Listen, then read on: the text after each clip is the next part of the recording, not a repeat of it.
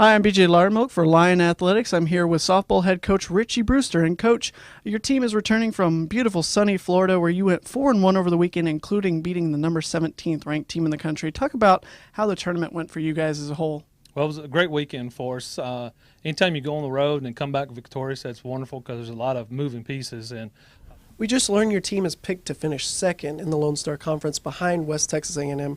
What are your thoughts on the preseason polls? well, they don't mean anything. However, it's very exciting being in year 3 to get the respect, from your colleagues. Coach, through 2 years at A&M Commerce, your softball team has been the best startup program in Division II history. What are your goals for this season with so much success already under your belt? Well, it does sound great when you say that, so we're very excited about the first 2 years that we did have.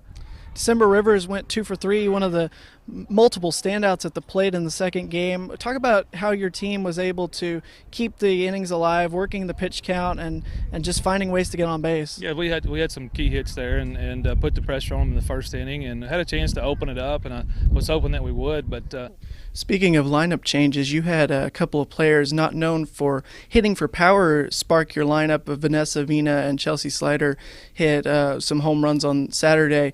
What does that do for your lineup when you have such a spark at the bottom of the order? Well, it certainly gives you an opportunity to put up big runs, have a big inning, and that's certainly what we want, and hopefully we'll see more. Kenzie Hebler, of course, one of the big storylines. She threw her second career no-hitter and the second in program history.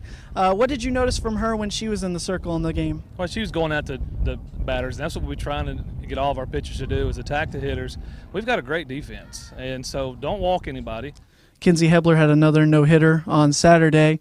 Talk about what it's been like for her as a freshman to really become the ace of your pitching staff and also provide that big boost in the lineup as well. Well, she's got great mentality, and that's what we've seen from her this year is really grow into a great pitcher and a great hitter, and so I'm very proud of her.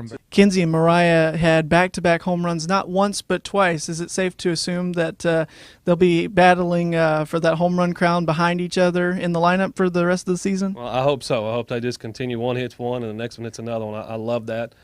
Looking ahead to tomorrow, your team plays a doubleheader against St. Edwards starting at 3. What do you need to get your squad to turn around to get back on the winning track tomorrow? Well, we just come back and practice hard.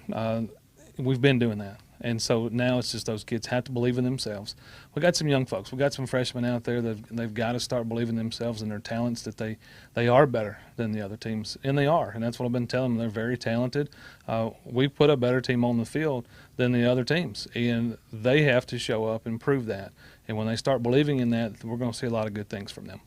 Coach, thank you for your time today. Once again, the Lions take on St. Edwards in a doubleheader starting at 3 o'clock tomorrow at the John Kane Family Softball Field. For Lion Athletics, I'm BJ Laudermilk.